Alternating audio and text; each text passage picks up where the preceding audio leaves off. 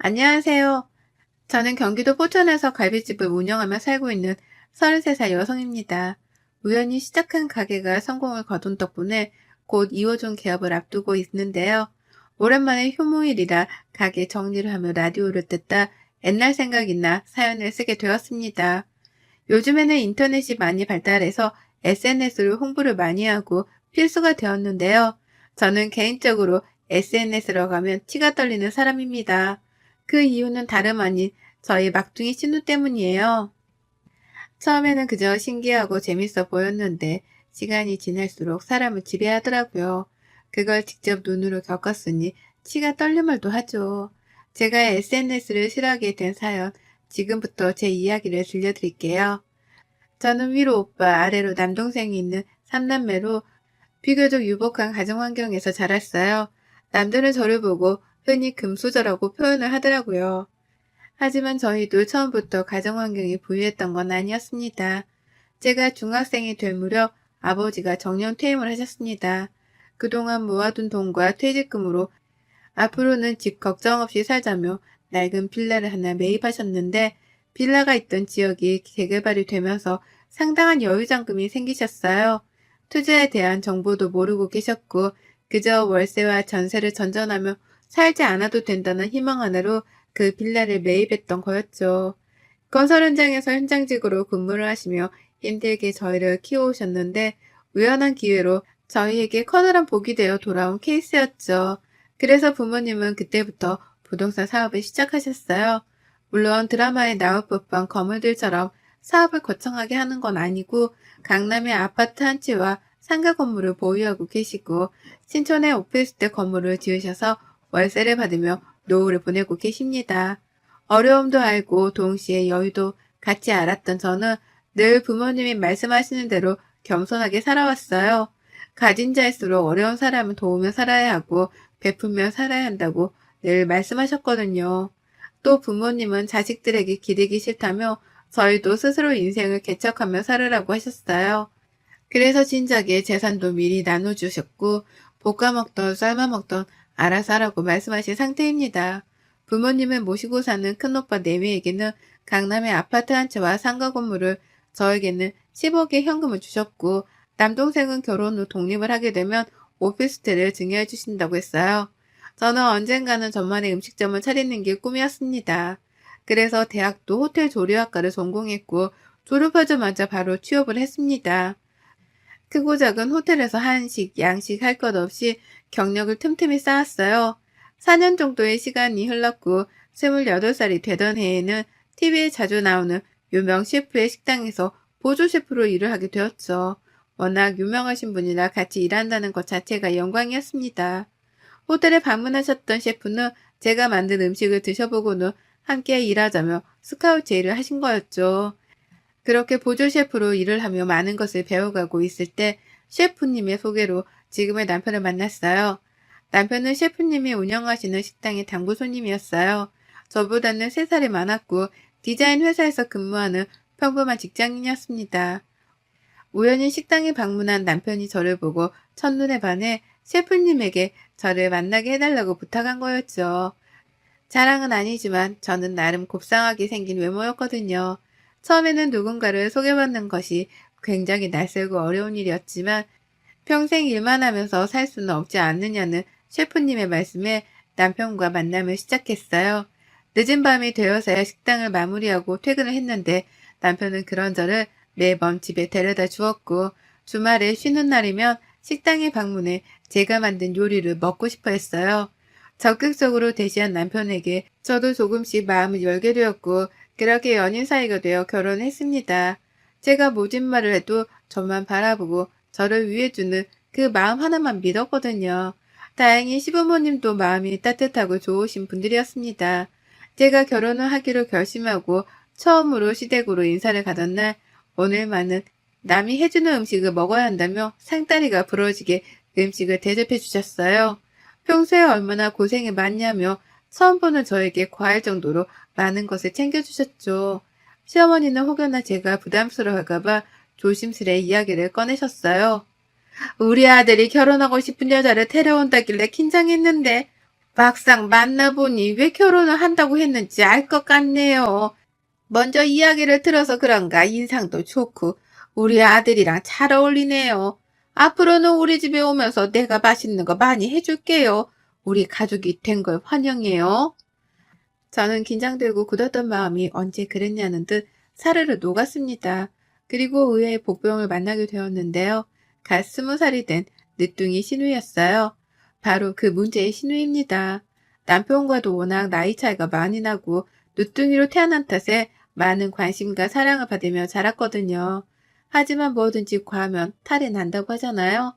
신우이는 좋게 말하면 털털하고 거리낌 없지만 나쁘게 말하면 대책과 생각이 없는 사람이었어요.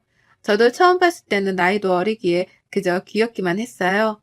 늦둥이로 자란 탓에 애교도 많고 먼저 언니 하며 다가오기도 하고 부침성도 좋았거든요. 그래서 저도 동생 같은 마음에 신우이를 데리고 백화점에 몇 번 가서 좋아하는 것도 사주고 그랬죠. 맛있는 음식을 먹으러 가거나 분위기 좋은 카페를 가도 거의 데리고 다녔죠. 하지만 그게 화근이었을까요? 처음에는 보통 사람들처럼 음식 사진을 찍고 하는 줄 알았는데 점점 굳이 이렇게까지 해야 하나 싶을 정도로 사진에 집착을 하더라고요. 한 번은 맛집으로 소문난 파스타 집을 데려갔는데 음식 플레이팅이 너무 예쁘더라고요. 근데 음식이 다 나와야 사진을 찍을 수 있다며 죽어도 손을 못 대게 하더라고요.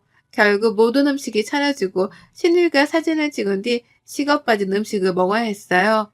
또 한 번은 성인이 된 기념으로 크리스마스 선물로 유명한 화장품 브랜드의 립스틱을 선물로 사주었는데 생일 때는 오히려 먼저 이 브랜드 가방도 사주세요 하면서 들이밀더라고요.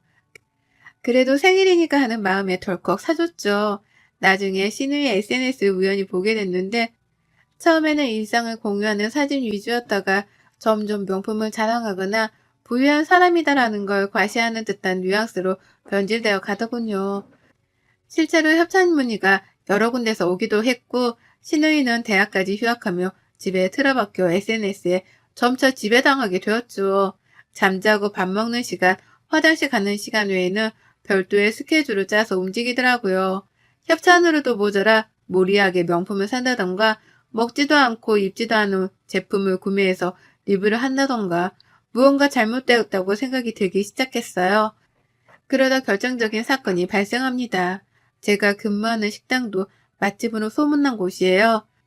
낮밤 할 것 없이 사람들이 붐볐고 예약을 하지 않으면 먹을 수 없는 그런 곳이었죠.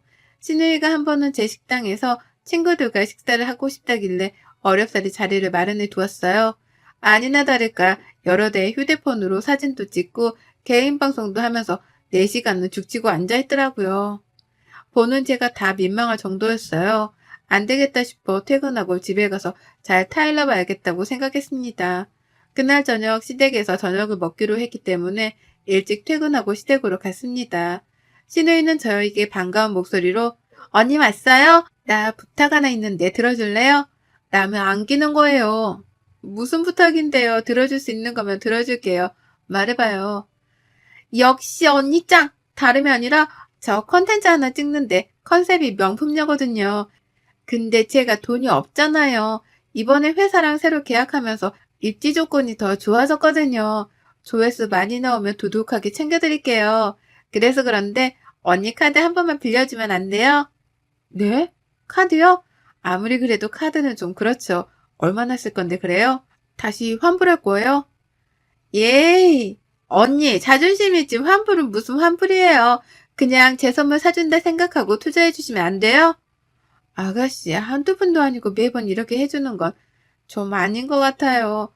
어느 정도 선에서야 당연히 해주겠는데 명품이 한두 개도 아니고 지난번에도 그렇고 많이 사줬잖아요. 그리고 아가씨 또래에 그렇게 치장하고 다니는 사람 없어요. 너무 과하면 오히려 보기 안 좋으니 다시 한번 생각해봐요. 언니, 정말 너무한 거 아니에요? 저 나이 어리다고 무시하는 거예요? 그 컨텐츠 하나 찍으면 돈이 얼만데 하나밖에 없는 신우이가 잘 되는 게 그렇게 배 아파요? 아가씨, 다시 한번 말하지만 아기가 있어서 아가씨를 나무라는 게 아니에요. 적당히 하라는 거죠. 생일 때, 기념일 때 다 챙겨주잖아요. 아가씨 또래는 그 정도도 못하는 친구들이 대부분이에요. 과하다는 얘기죠. 그래서 말인데 카드 빌려주고 그러는 거 더 이상 못해요. 안 돼요. 언니 진짜 너무하네. 그렇게 안 봤는데 사람 참 쪼잔하네요. 들어보니 집도 잘 사는 것 같더니만 있는 사람들이 더 한다더니 진짜 딱 그 꼴이네. 신우이는 제대로 토라져 저를 완전히 등지더라고요. 이상한 분위기를 감지한 남편이 무슨 일이냐며 다가왔지만 신우이는 콧방귀를 뀌며 방으로 들어가 버렸어요. 시부모님은 주방에서 음식을 하시느라 미처 그 상황을 보지 못하셨고요. 저는 조금 어이가 없었지만 식사 자리인 만큼 기분 좋게 넘어가려고 했어요. 저러다 말겠지 했는데 저의 큰 오산이었죠. 밥을 먹고 시어머니가 내주시는 커피와 과일을 먹는데 신우이가 대뜸 저에게 그러더군요. 언니는 시집살이 안 해봐서 시댁 사람들 어려운 거 모르나 봐요. 이참에 엄마가 잘 가르쳐야겠어. 신우이도 시댁 사람인데 어쩜 나한테 그렇게 막대하는지 몰라. 응? 그게 무슨 말이니? 아가, 너 얘랑 무슨 일이 있었어? 그리고 규빈이 너, 그게 무슨 소리야? 말 그대로야. 언니는 사람 어려운지 몰라. 이참에 신우이 노릇 좀 해봐야겠어. 왜? 안 돼? 너 그게 언니한테 무슨 말버릇이야. 네가 뭘 안다고 신우이 노릇을 한다고 그래? 너 언니한테 그러면 안 돼. 대뜸 저렇게 말하니 저는 아무런 대꾸를 할 가치가 없다고 느껴졌습니다. 아까 일에 대한 보복이었죠. 하지만 나이가 어린 탓인지 생각하는 것도 어리더군요.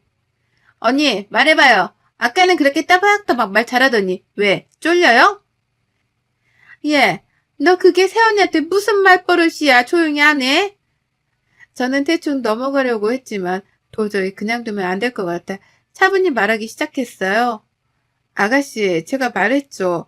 그동안 어머님, 아버님 모르게 챙겨준 게 얼만데 그런 서운한 소리를 해요. 생일이면 생일, 기념일이면 기념일. 친구 생일이라 그래서 저번에는 호텔 예약까지 해줬죠. 저번에 휴학하는 거 비밀로 해달라고 한 거 지금 말해도 돼요? 아가씨 행동을 도저히 이해 못하겠네요. 학교까지 휴학하면서 그렇게 SNS에 매달리면 뭐가 나와요? 이참에 다 까불려 볼까요? 봐봐. 언니 눈 저렇게 뜨고 나한테 말하는 꼬라지 좀 보라고. 이래도 가만히 있을까요, 엄마, 아빠? 가만. 휴학? 규빈이 너 휴학했어? 언제 했니? 어떻게 한마디 상의도 없이 휴학을 해? 어쩐지 가만 보니 집에 있는 시간이 좀 많다 했다. 너 무슨 생각으로 휴학한 거야? 그놈의 SNS가 뭔데 그래? 그때서야 신우이가 조금 움찔하더군요. 사실 신우이가 학교 휴학한 건 저와 남편밖에 모릅니다. 근데 웃긴 건 휴학한 사실을 모르고 있던 시부모님이 신우이의 대학 등록금 학비 명목으로 꾸준히 통장에 돈을 넣어주셨던 거예요.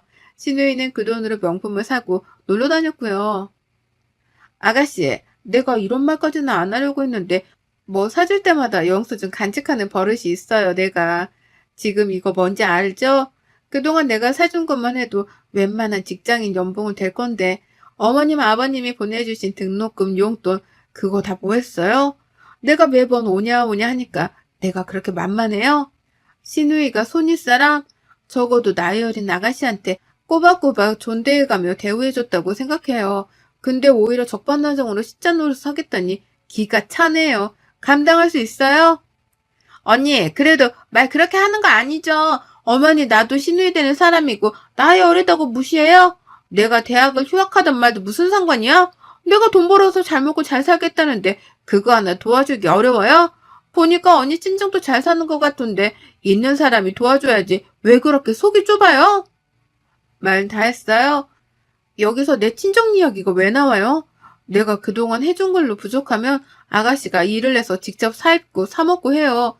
나한테 빌붙지 말고 해주는 것도 정도 것이지. 어머님, 아버님 이거 보시고요. 저는 더 이상 아가씨한테 일절 지원 못합니다. 그리고 죄송하지만 다달이 드리던 용돈 못 드릴 것 같아요. 아가씨한테 나가는 돈이 많아서 감당이 안 돼요. 죄송합니다. 그날 이후 시댁은 완전히 발칵 뒤집어졌어요. 신우이가 대학 등록금 용돈을 모두 털어 온갖 명품을 산 흔적들이 발견되었고 그뿐만 아니라 제가 사주었던 것들은 되팔기까지 하면서 그 돈으로 다른 제품을 사드리고 그랬더군요.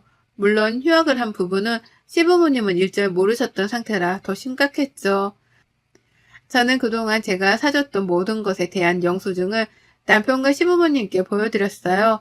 남편은 자기가 면목이 없다며 미안하다고 사과를 했고, 시아버지는 신우의 머리를 밀어버려야 한다며 노발대발하셨죠. 시어머니는 그저 한숨만 푹 내쉴 뿐이었습니다. 시부모님은 제게 미안하다며 다달이 보내주었던 용돈 주지 말라고 하셨고, 오히려 저에게 사과를 하시며 그동안 몰라서 미안했다고 신우이한테 쓴 몫이라며 3천만 원을 주셨어요. 신우이는 휴대폰까지 압수당한 채 집안에 감금당하다시피 통제된 생활을 하게 되었어요. 이참에 버릇을 단단히 고쳐놔야 한다며 정말 머리를 스포츠 머리로 밀어버리셨더라고요. 신우이는 처음에는 악다구니를 쓰며 저를 탓하기도 하고 온갖 말도 안 되는 말을 내뱉었지만 한 달 정도가 지나니 자신이 잘못했다며 한 번만 봐달라고 사정을 하더라고요. 시부모님도 늦둥이 딸이 애걸복걸하니 마음이 아프셨는지 끝내 용서를 하더라고요. 대신 조건을 거셨죠. 신우이는 처음에는 당황하더니 이내 알겠다며 대답을 했고요. 너 이번 한 번만 용서해 주는 거다. 단 조건이 있다.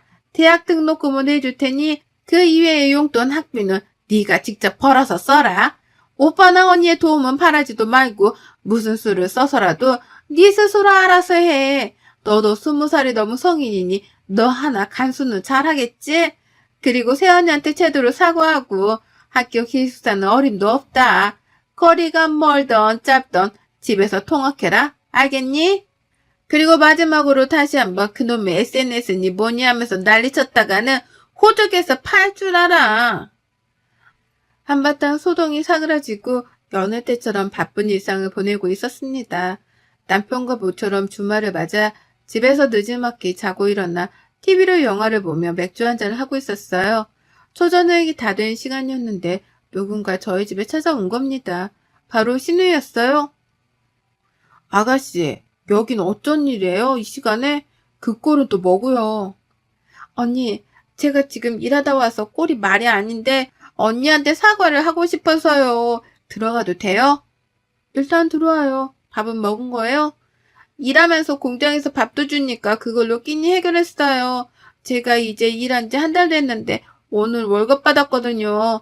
근데 이 돈 언니 드려야 할 것 같아서 이렇게 왔어요. 제가 너무 철없이 굴어서 죄송합니다.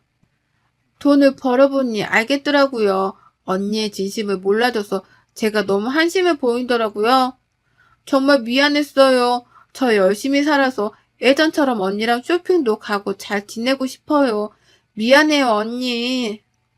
눈에 눈물이 가득 고인 채로 저에게 말을 하는데 어떻게 가만히 있을 수가 있겠나요? 사실 신우이가 저와 시부모님께 호되게 당하고 나서 김치 공장에서 일을 시작했어요. 방학이기도 하고 복학하기 전에 돈을 바짝 모아야 한다면서 시작한 일이었죠. 고생을 하는 모습을 보니 마음은 아팠지만 한 번쯤은 겪어야 할 상황이어서 모른 척 했습니다. 그래도 사람인지라 저렇게 고생해서 벌어온 땀 묻은 돈을 받자니 제가 너무했나 싶더라고요.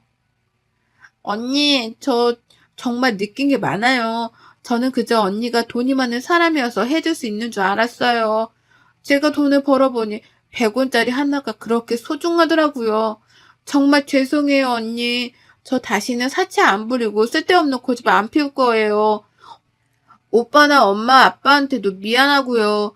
그러니 다시 예전처럼 지내면 안 될까요? 언니가 나한테 해줬던 거에 비하면 턱없이 부족하지만 받아주세요. 아가씨, 내가 원한 건 이런 물질적인 게 아니에요. 신우이보다는 내 동생 같은 마음에 내가 너무 안일하게 생각했던 것 같아요. 뭘 잘못했는지 알았으면 된 거예요. 앞으로 예전처럼 잘 지내봐요. 우리 치킨 먹고 있었는데 같이 한잔 할래요? 언니 그렇게 생각해 주시니 정말 고마워요. 그렇게 신우이는 그동안의 잘못을 반성하며 저에게 진심 어린 사과를 했습니다. 그 뒤로는 다시 예전의 밝은 신우이의 모습으로 되돌아왔어요. 저는 몇 개월 뒤 다니던 직장을 그만두고 저만의 사업을 준비했어요. 모든 요리가 자신 있었지만 저는 제가 좋아하는 음식 장사를 해보기로 결심했습니다. 그래서 포천에 제 이름을 건 갈비집을 창업했어요. 처음에는 장사였기에 힘들 법도 했지만 제가 가장 믿고 아끼는 직원들과 함께여서 두렵진 않았습니다. 그 직원들이 누구냐고요? 바로 저희 시누이와 남동생입니다. 제가 갈비집을 차린다고 하니 남동생과 시누이가 저를 도와주겠다고 발벗고 나서더라고요. 음식을 조리하는 건 제가, 서빙이나 인력 관리를 하는 건 남동생이, 그리고 시누이는 서빙을 하며 홍보를 담당하는 직원이 되었습니다. 시누이는 저에게 미안한 마음을 평생 다 갚아도 모자란다며 제 밑에서 일을 배우고 싶어 했어요. 그렇게 세 명이 줄을 이루어 갈비집을 운영해 나갔습니다. SNS라고 하면 아직도 치가 떨려 그걸 이용해 홍보할 생각은 없었어요. 하지만 요즘 트렌드를 따라한다며 남동생과 시누이가 저를 설득한 뒤 적극적으로 홍보를 하기 시작했고, 창업을 한 지 1년 정도 만에 2호점을 내야 할 정도로 번창하게 되었죠. 2호점은 친정 부모님, 시부모님이 합세해 운영을 하게 되었습니다. 시부모님은 정신을 차리고 자기 인생을 사는 시누이가 대견하다고 칭찬을 하시고, 제가 마음고생이 많았다며 위로해 주셨어요. 시누이는 저에게 혼나기도 하며 눈물을 가끔 흘리지만 혹독하게 일을 배우고 있답니다. 월급도 350 정도를 주고 있는데 일이 고되고 힘드니 그 정도의 값어치는 한다고 생각해요. 또 시누이가 사치 부리면 어떡하냐고요? 절대 그러지 못하게 일을 시작하기 전에 각서를 썼거든요. 우연인지 다행인지 모르지만 시누이는 월급의 절반 이상을 저축하고 있었고, 시부모님도 용돈도 드리고 알차게 잘 생활하고 있더라고요. 얼마 전에는 저에게 결혼자금 1억을 모으는 것이 목표라고 하더라고요. 정신을 차리고 잘 살려고 노력하는 모습을 보니 기특했습니다. 앞으로 2호점을 시작으로 3호점, 4호점도 낼 계획이에요. 가족들이 모두 사업을 같이 하는 바람에 힘은 좀 덜 들지만 많이 행복하네요. 내년 가을에는 사랑스러운 아이도 태어날 예정이라 조금 더 많이 행복해질 것 같습니다. 시누이는 벌써부터 고물하며 이것저것 아기 선물을 사놓기 시작했네요. 요즘 SNS를 하도 많이 하다 보니 사람 사는 세상 같지 않다고 느껴진 적도 있는데, 여러분도 그런 적 있나요? 저는 예전에 휴대폰이 없던 시절이 그리워지기도 한답니다. 사람과 사람 사이의 정이 없어진 느낌이랄까요? 여러분도 혹 주변에 놓고 지나가는 것이 있지 않은지요? 사는 게 힘들더라도 가끔은 쉬어가며 주변을 한 번쯤은 돌아보세요. 그동안 느끼지 못했던, 보지 못했던 것들을 발견하실 수 있을 겁니다. 제 긴 사연 읽어주셔서 감사드립니다.